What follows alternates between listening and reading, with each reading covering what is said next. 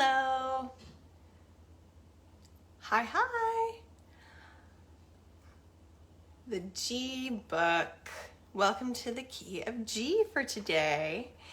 I'm just gonna make sure that everything is working. It looks like it is on the phone. It looks like it is on the desktop. And then we can get started. Hey, it looks like Eddie's here. Okay. Let's just make sure I can see comments. And great, as you guys join, feel free to comment. I love comments. I love questions. Say hi. Just let me know you're here. Sometimes I get alerts that you're popping on and sometimes I don't. So just if you're feeling friendly, let me know that you're here. I see a bunch of us are coming on. That's great. Okay, well, happy summer heat wave. If you have known me for any length of time, you know that hot summer nights are one of my favorite things. Not so much for sleeping, but like for being able to go outside and hear music, and like not have a coat or a sweater, not to have that extra layer. It's just so fun. I love hot summer nights.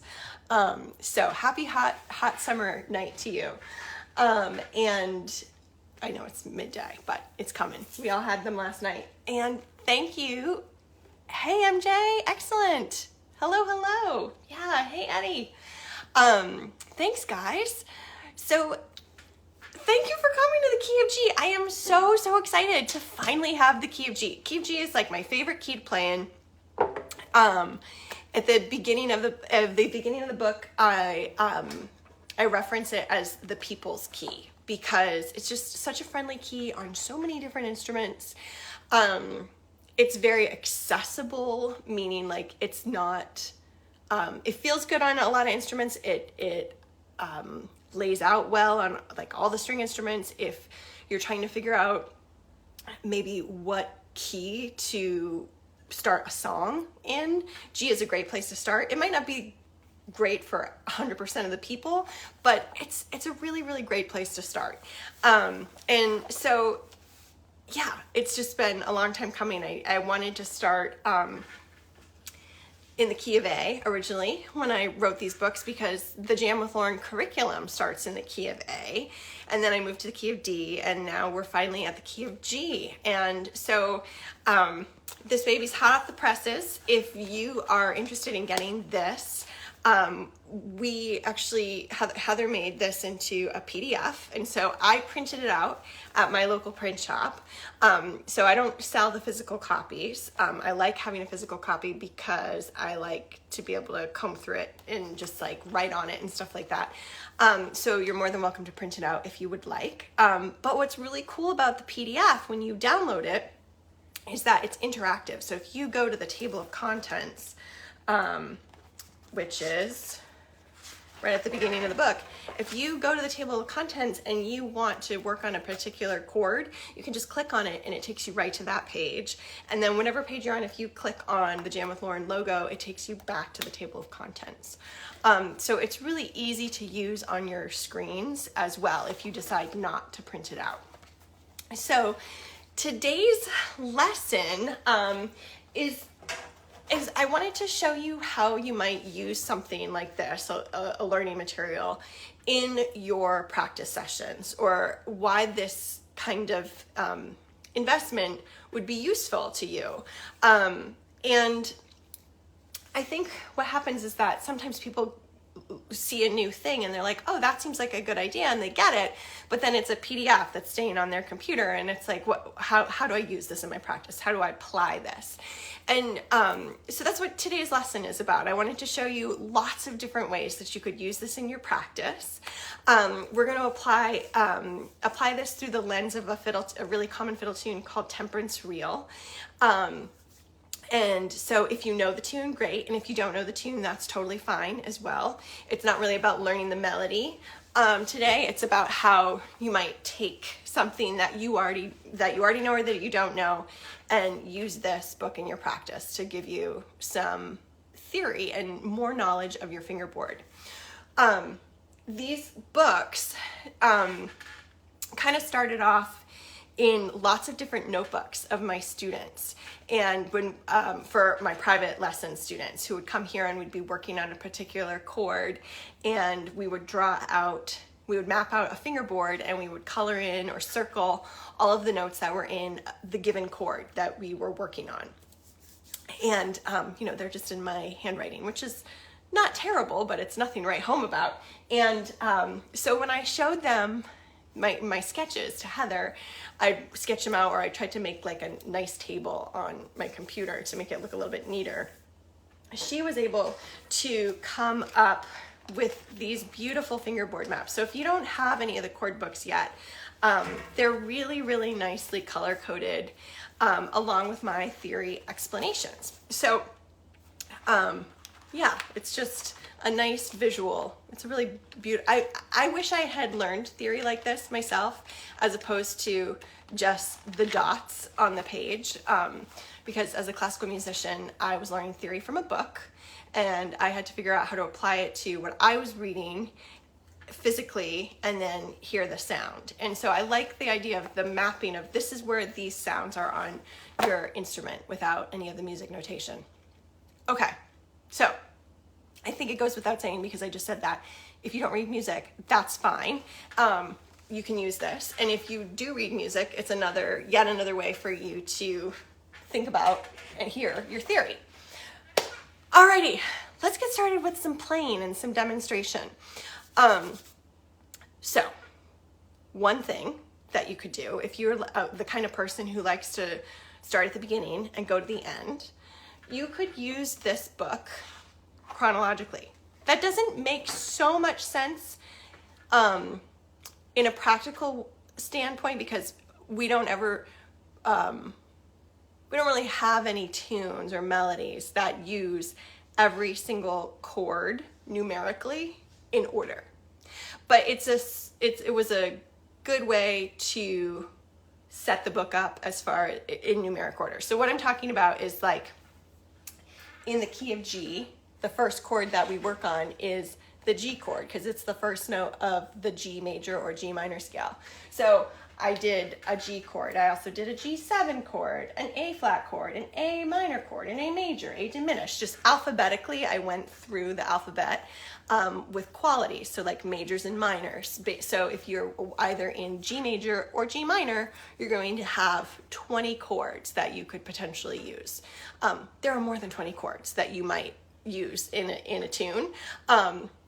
But the book is like 135 pages, so I had to top it out at 20 chords. So you could say, all right, I'm going to read it from start to finish, and just so you kind of know what the contents of the book are, you could totally do that. And so it also, there's a page that says suggestions on how to use this book. And I'm a big believer of choose your own adventure. So you can do it this way. You can read it all the way through. It's also okay to pick and choose a chord that you might want to use. And that's kind of what we're going to do today, because I want you to realize that you don't have to use every single chord in this book from the very beginning to make it useful for you. Like, there's a diminished 2 chord. There's a flat 2 chord. There's a flat 6 chord. And these are really super duper cool chords that I call them spicy chords. They're very interesting. And I want to teach you about them and how they're used and how they're functioned and how you can play them on your instrument. However, if you're very, very brand new to chords and you're like, hey, I've played the temperance reel and I know the melody, but I'm not quite sure how to make either my own variation or add any double stops, or when it's not my turn to play the melody, I don't know what to do about playing the chords, you can also start in a very basic way. By basic, it doesn't necessarily mean boring. Okay, you can use this in any level that feels right to you. If you're a brand new beginner to chords, or if you're somebody who's been playing chords for a really long time but wants to expand on your knowledge. So I said we're going to use temperance. Do you guys, for those of you who maybe know tunes, but you don't know the title. Sometimes this is called Teetotaler's Reel.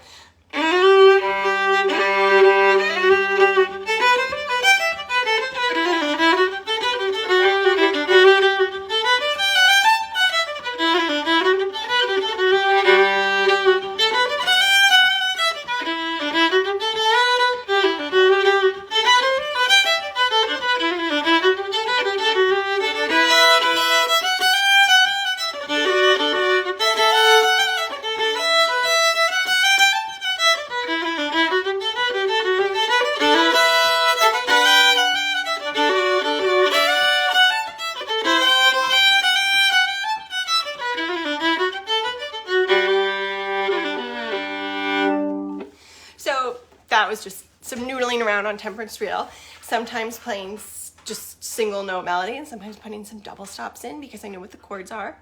But I want to work on how you might do a little bit of what I just did, or if you were trying to work on just playing chords, if somebody else was playing the tune and you were like, hey, I want to back you up.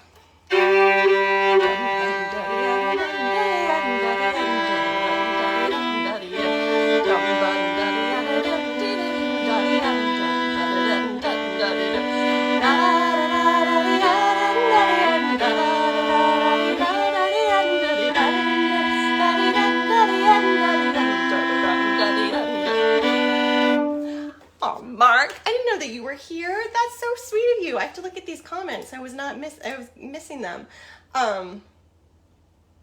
Thank you. I really appreciate that. It's really means a lot to me that you would say that. Mark is a really killer musician, you guys. Go check out his projects. So I wanted to show you some ideas of how to do the chord backup stuff too. All right, so let's say you've learned temperance. Maybe you've heard it before, you play the melody, maybe you know the chords, maybe you don't. All of that is okay. I'm a big fan of learning by ear. I teach temperance reel in my curriculum, so if you're like, hey, I don't know that tune, or I'd like to maybe play it a little bit more like Lauren played it, you could go to JamWithLauren.com, and that lesson is part of my curriculum. Let's say you are, you've got the book that almost everybody's got, which is this one, right? Fiddler's Fake Book. And you go and you find temperance reel. And you've already learned the melody, or you're gonna learn the melody, but then you're like, oh, here are the chords. G, E minor, D. We've got a lot of G, E minor, Ds. I actually like more chords than this because I'm a chord fan. But let's say that you've picked up the chords off of a chord chart. I'm a huge fan of Jack Tuttle's fiddle collections. I'm not sure if temperance is in any of them, probably. Jack Tuttle, Molly Tuttle's dad, Brittany Haas's fiddle teacher. Okay, so if you were looking at something and you were like, oh, here's Roanoke, another tune in G, and you're saying, oh, I've got a G chord for 3 measures, then I hit a D chord and a G chord. Oh, look, in the B part, I hit a C chord here. And you're like, okay, these are the chords. Now, what do I do with that information? Also, side note, if you want to learn how to be able to hear chord progressions without seeing them, I also teach that in my curriculum.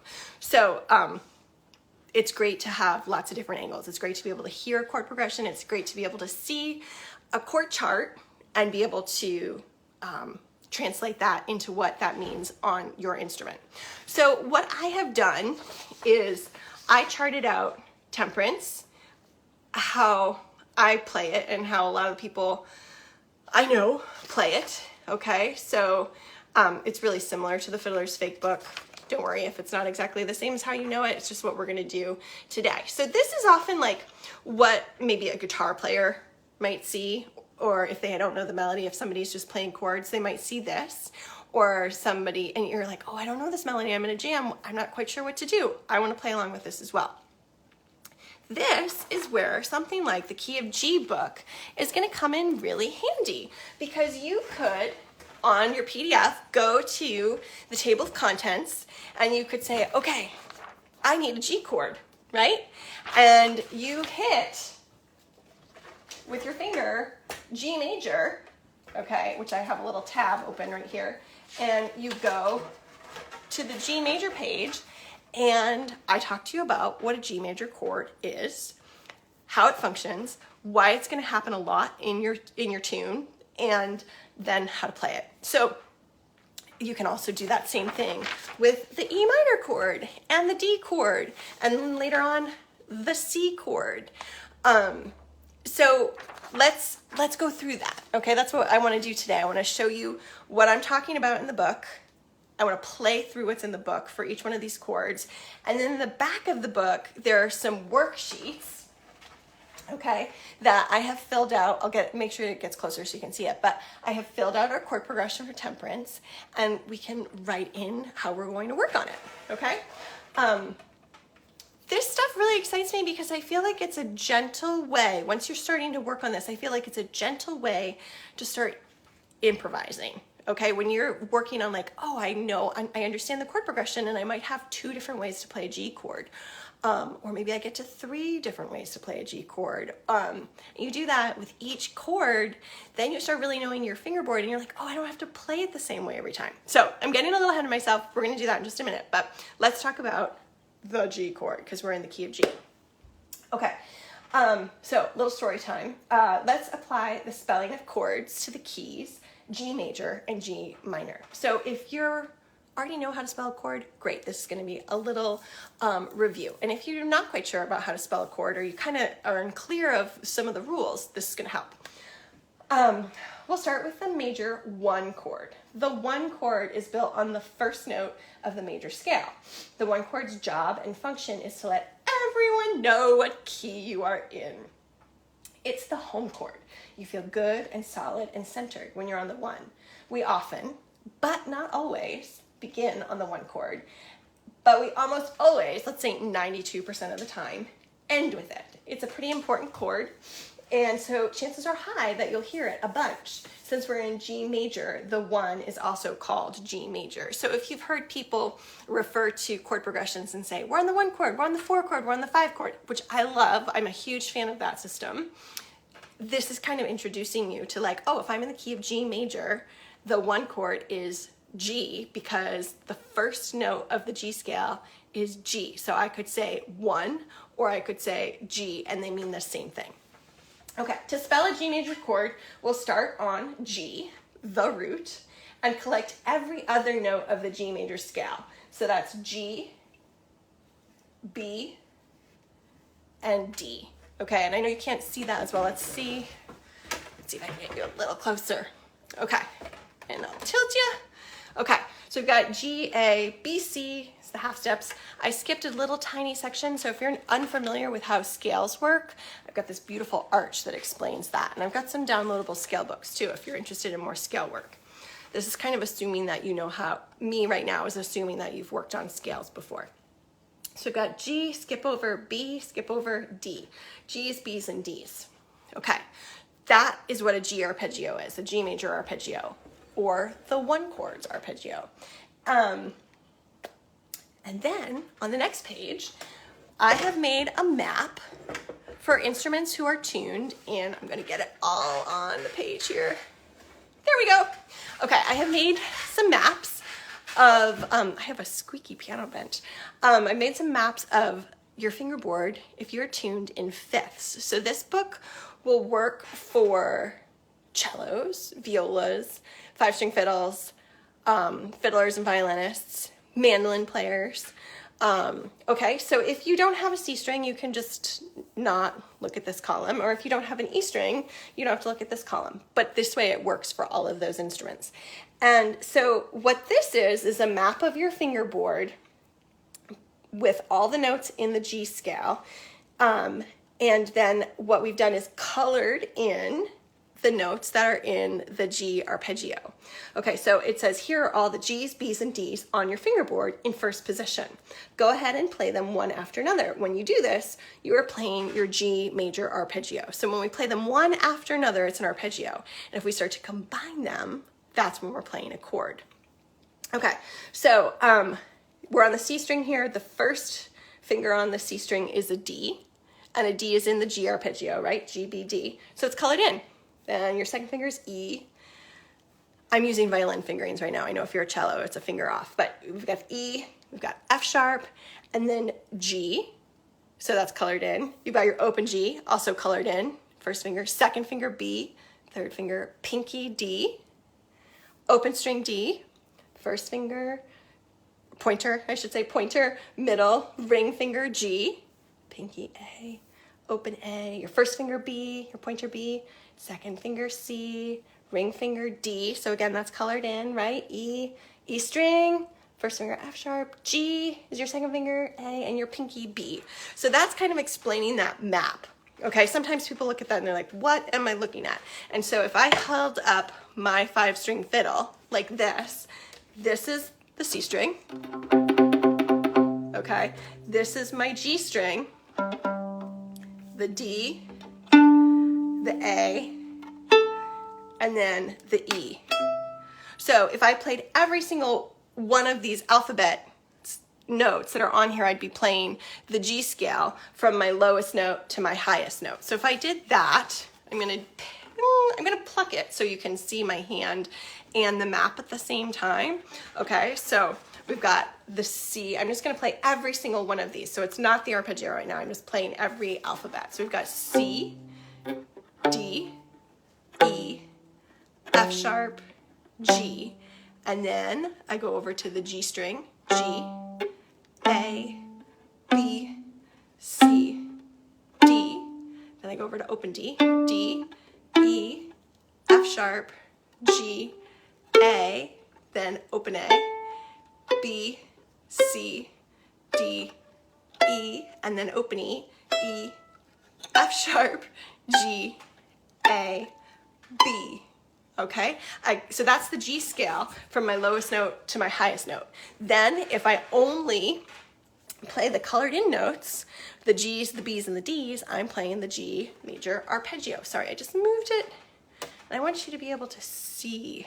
Actually, I'm gonna do this so you can see me and my violin and my face. How about that? That's better, okay. So on the C string, I've got my first finger, that's the D, and then my pinky.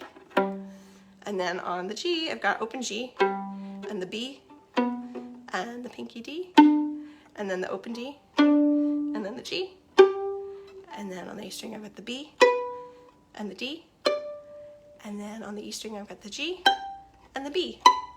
And if I descend,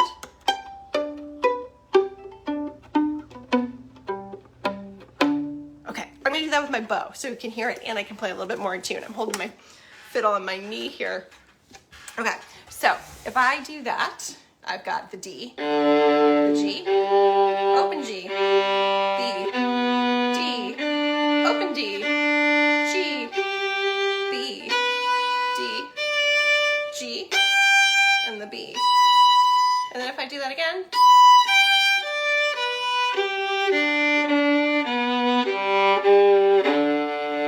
so that was me playing every single one of these colored in notes. I'm a huge fan of saying them out loud. If you've never done it, it really helps make sure that you know what notes you're playing. So sometimes you might have heard like, I played the pinky G and the open G, and the pinky D and the open D.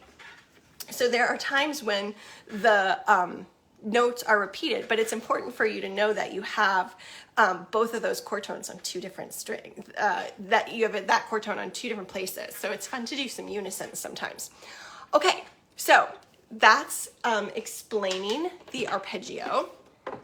Okay, next, let's talk about how to use these as chords. I want to take a step back for just a second. That arpeggio can be really useful if you're trying to add a double stop in when you're playing your tune. So let me see, for just an example on like temperance. I'm going to use the B part for just a second. So a little later when we go over the chord progression on temperance, the B part starts on E minor. I want to do a G major chord though. So let's do the last phrase when we're going. And that last phrase is on that G there. Here's the G on your fingerboard. okay? So you have lots of things that are next to that G. You could play the G with the D across from it. That sounds kind of cool. What if you played that same G with the B? That's cool. What if you played the G with the pinky D? That's kind of hard to play in tune, but cool. And then what if you played that G with this B over here on the G string? Or what if you played that G with this open G? So just there, I had played the same phrase. The only thing that I changed was the double stop, the note that I was adding into the melody, right? I just added one note to the very, very end of the phrase, and it sounded different. And think about how in fiddle tunes, the fourth phrase is used all the time. It's like the most recycled phrase, right? Not on every single tune, but so many tunes, the fourth phrase is the same for the A part and the B part. And so if you did nothing else other than every time you got to the fourth phrase, you played a different double stop. I just gave you 1, 2, 3, 4, 5 different ways. One of them was kind of tricky. Not to say that you can't practice it and make it better, but that was 5 different ways. And if you play 2 A's and 2 B's, that's four fourth phrases. You could play the fourth phrase differently every single time. And that gives you like a little gentle step into improvising because you're making a choice, and just creativity. So I like the arpeggio situation. Okay. You can also get that from these next pages. So I'm going to put my fiddle down for just a second. How are we doing? Any questions? Okay, not yet. Ask away if you have questions, guys. I'm watching those comments as often as I can.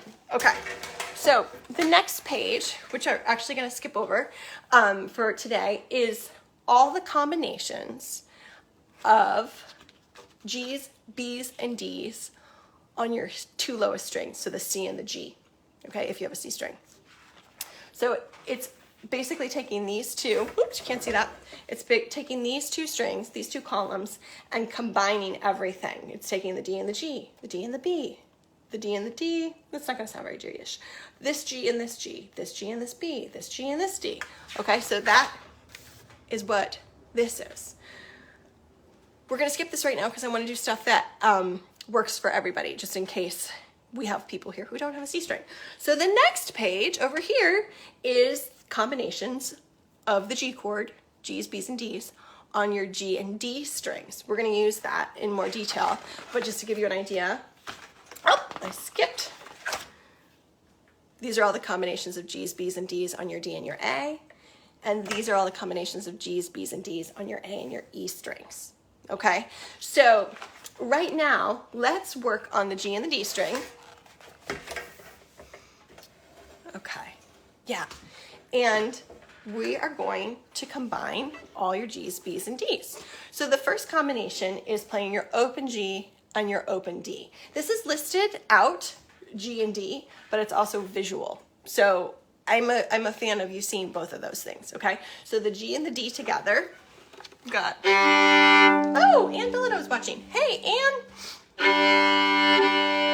So that's the G and the D, okay?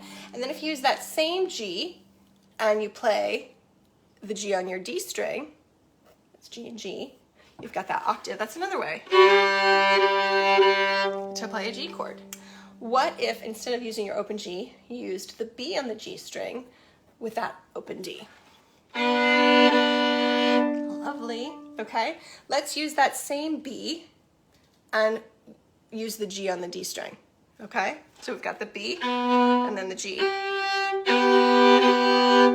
Okay, and then for one last voicing, let's use your pinky on the G string with the same G that you just played.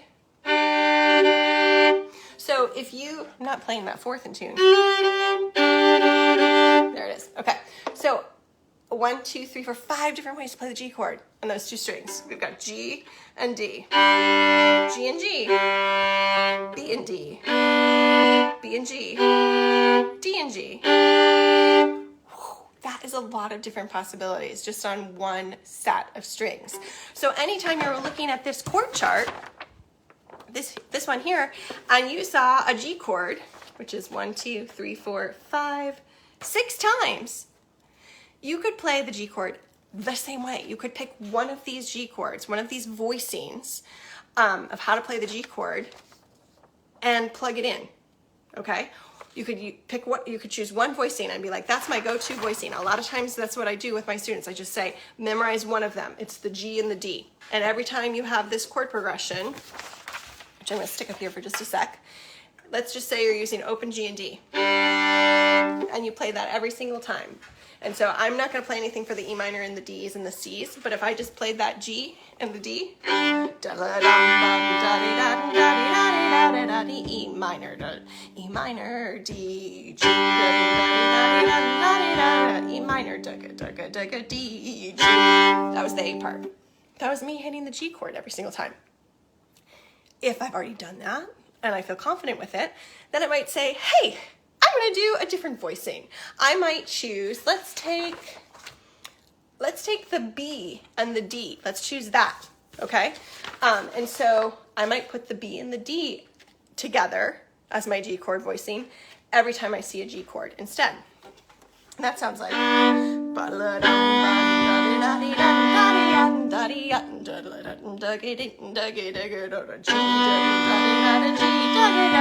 minor, D, G.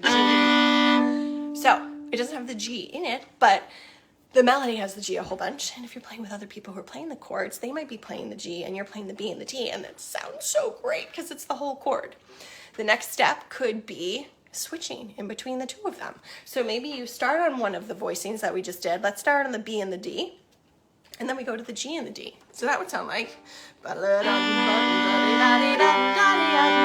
minor, E minor, D, and G.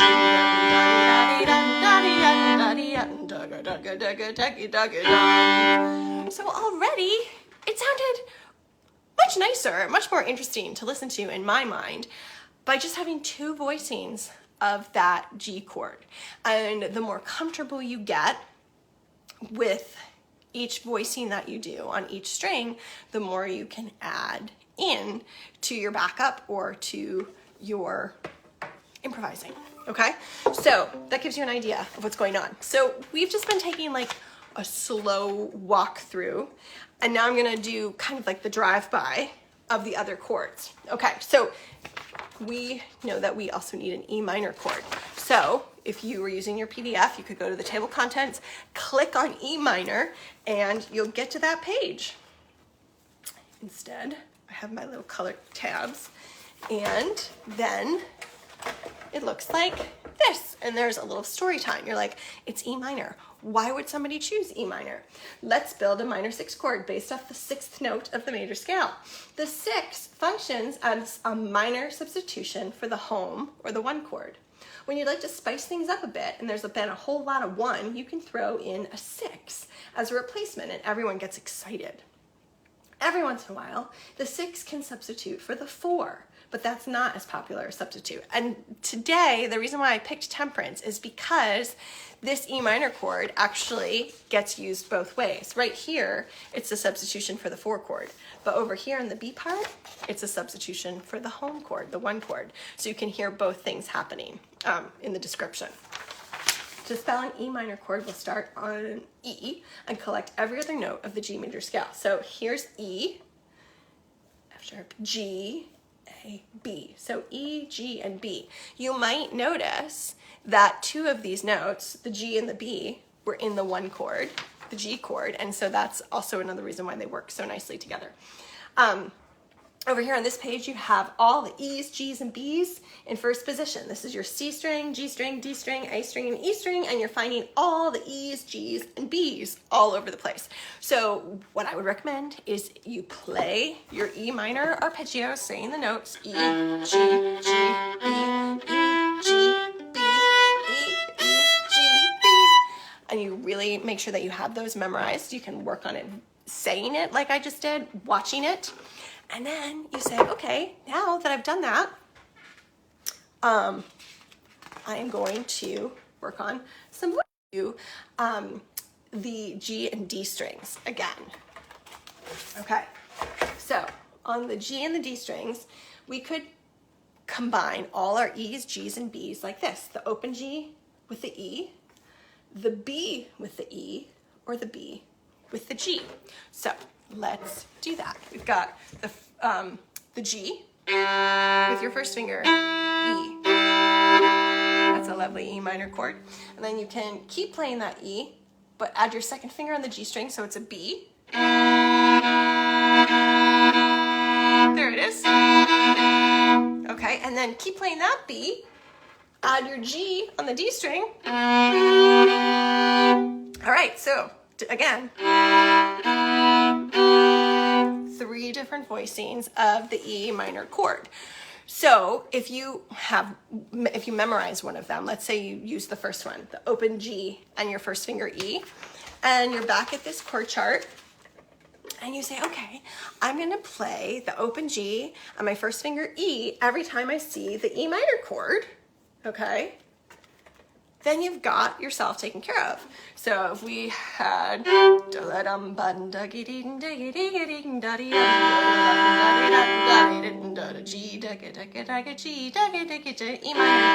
and then D, G. If I went on to the B part, then E minor, E minor, D, D, D, D, D, D, D, D, E minor, C, D, G. The next step would say, hey, let me put in a different voicing. So what if I used the B and the E, the second voicing that we learned? So if I did that sounds that. E minor, D, G,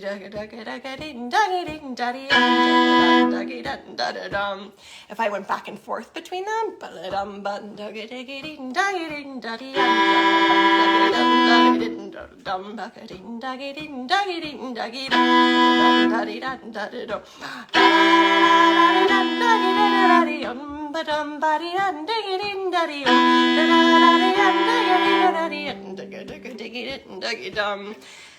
I just alternated between those 2 voicings, and already it was so interesting. So you could add a third voicing. Then you get used to going back and forth between the G chord voicing or voicings that you have memorized and the E minor voicing or voicings. You could choose 1 G chord and 1 E minor chord and keep it really nice and simple. So you could do the open G and D and the E, open G and E.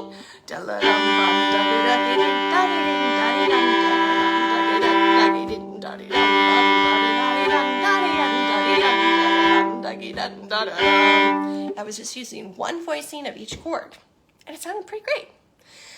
If you're feeling like you can bite off a little bit more than that and say, okay, I'm going to use 2 voicings of the G chord, and you go back and forth between the G and the D and the B and the D.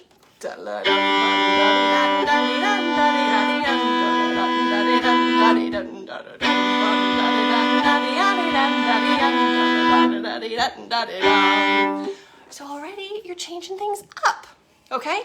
So let's check the time. Okay, we're doing great. And so far, we're okay with questions. If you look at this, we also need to work on the D chord and the C chord, okay? So again, if you said, I'm gonna hit D, we'll read about how the D chord works in the key of G. The most useful chord besides the 1 is the 5, since it can be used 2 different ways.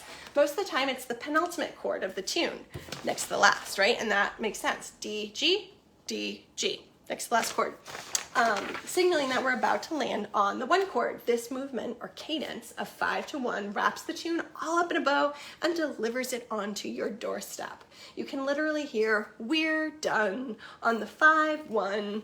A lot of times the 5 chord can also be used to signal the halfway point of the tune, a question of sorts. And this tune does that. This is the halfway point. There's the D chord. Here's the halfway point. There's the D chord, the 5 chord. So both functions of the D chord are used in temperance. It doesn't always happen that way, but today it did, which is pretty great. To spell a D chord, the 5 chord is built from the 5th note of the major scale in the key of G major. The 5th note is D, G, A, B, C, D. Okay, so we will spell the D major chord. We'll start on the D and collect every other note of the G major scale. So we've got D, skip over E, F sharp, skip over G, and A. So we've got D, F sharp, and A. Over here, we have collected all the D's, F sharps, and A's on your fingerboard in first position. Okay, so that would be D. Let's get in tune. Sorry. There's a lot going on here. Okay, we've got, hold on just a second. I want you to be able to see what I'm doing. It'll be worth it. Yeah, okay. We've got D, F sharp, A, D, D, F sharp, A, D, F sharp, A, and then you could descend.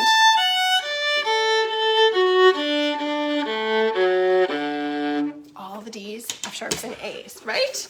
And then you say, okay, I'm gonna work on some voicings, and over here on the G and the D string, we've got all of the different ways that you could play a D chord. So we've got the A and the D, the A and the F sharp, the D and the D and the F sharp, and then the D and the A. And again, they're listed here. So if I played my first finger on the G string, that's the A, with my open D, sounds like that. Or that same A with F sharp, or my pinky D with my open D, and that pinky D with the F sharp, and the pinkies. Woo! A lot of pinky work there. Oh my goodness, 5 different ways to play a D chord on those 2 strings. So again, you pick one voicing at first, you plug it in every time you hit those D chords, and then you maybe pick a second voicing and you alternate them. Or you say, okay, I've got 3 different chords going on right now. I'm gonna pick one voicing of each one of those chords and make sure that I can get through the chord progression in time, remembering what those chords are. Okay, let's do the last chord, C, which is 4. We're just gonna do a drive-by of that. So C major, 4 chord is the vacation chord. When you need to jump ship and leave the 1 or the home chord, you can travel to the 4. The 4 chord is my favorite chord. It's lovely, and you can move back and forth and beyond with the 4. The 4 chord is built from the 4th note of the major scale in the key of G major. The 4th note is C, so we'll build a C major chord, and then you'd collect every other note of the G major scale, starting on C. So you've got C, E, and G. Then, of course, you've got all the C's, E's, and G's all over your fingerboard. You can go to the G and D strings and find the 3 different ways to play a C chord on your instrument. Pick a voicing that you like, plug it in every time you see C on your chord progression chart, and then you're golden. Okay, so that gives you an idea of how you can just look up a chord, practice it, learn it. And like I said, there are 20 different chords to work on in here. So if you see a crazy chord someplace and you know you're in the key of G, you can go and be like, where's that chord?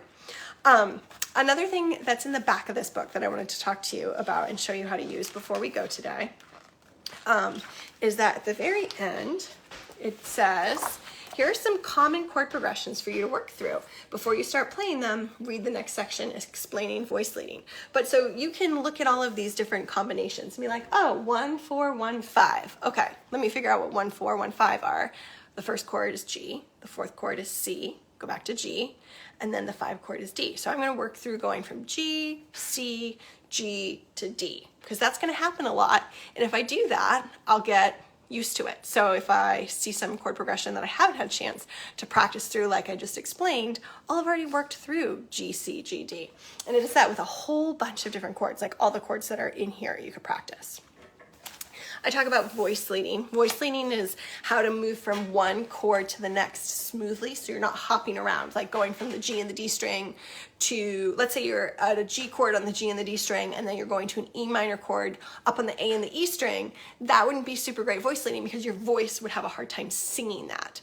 So it's talking about how to connect your chord voicings in a beautiful way. So that's a little explanation.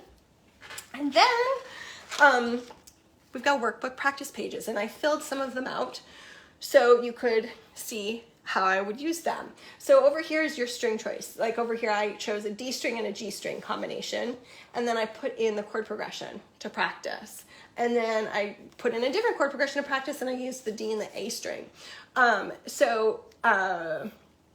If I just played through that, the chord progression, which you might have a hard time seeing right now, is 1 4 1 5 6 2 5 1. And if I did that in alphabet, it would be G C G D E minor A minor D G. And then I chose the voicings for you. And so if I played those voicings, it would sound like this. We've got G, C, G, D, E minor, A minor, D, G. So if I said that without talking, it would sound like this.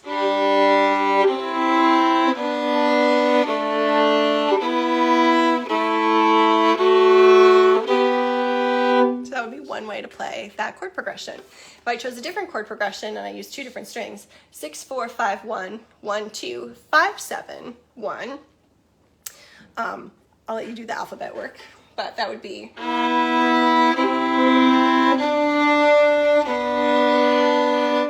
Yeah.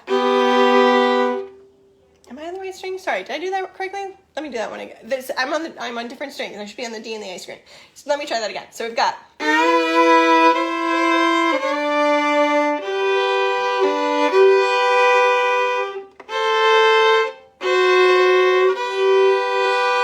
Yeah, I like that.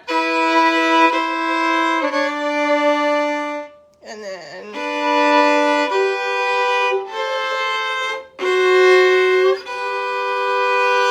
That's what that chord progression is. So that's a way, if you just want to plug in a chord progression, you can practice it this way. But what I've done over here is fill out the temperance chord progression. So we have G, dagga, dagga, dagga, G, dagga, dagga, E minor, dagga, dagga, da, E minor, da, da, da, da, G, dagga, da, da, da, G, dagga, dagga, da, E minor, dagga, dagga, dagga, D, G. And you could just use one voicing the whole time. The D string note would be D, and that's the G string note, G. And then we could use the same G with the E, which is what we practiced. You could go through and do that, or you could say, okay, on the second time through the G chord, I'm gonna add a different voicing. So maybe I'll play the same D, but I'll put in that B. And then maybe I'll change it up a little bit, and I'll do B, and then I'll go back to the G. Just give you an idea of trying that. So I could go,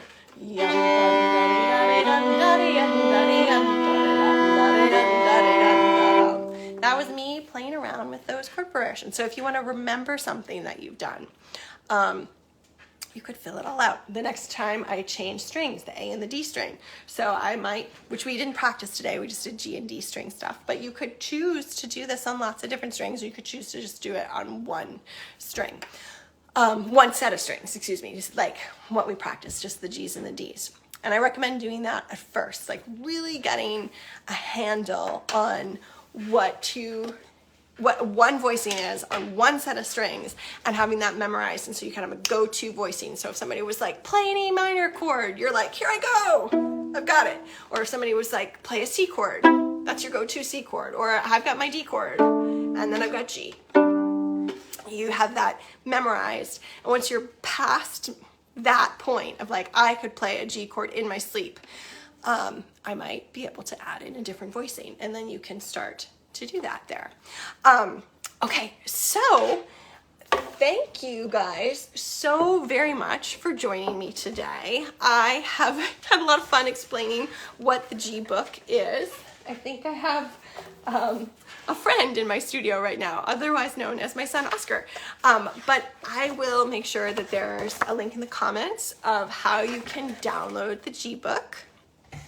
And I would love to stay in touch, so you can join my mailing list if you go to JamWithLauren.com, or my Instagram link tree has it.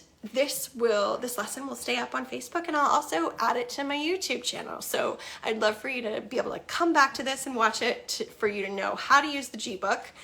this kind of practice applies to both the D and the A book as well. So if you're in the key of A and you want to work on your fiddle tunes that are in the key of A, you can do that same thing with either one of those keys. So where do you access the books? Okay, Maureen, I'm going to link them, but if you go to JamWithLauren.com, there's a tab that says ebooks, and they will all come up.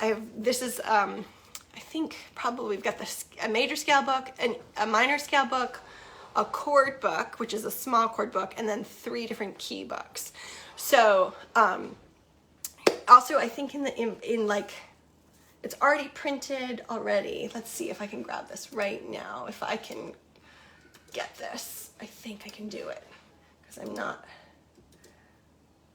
Let's see. Hopefully that worked. Looks like it does. So that's the link to the key of G.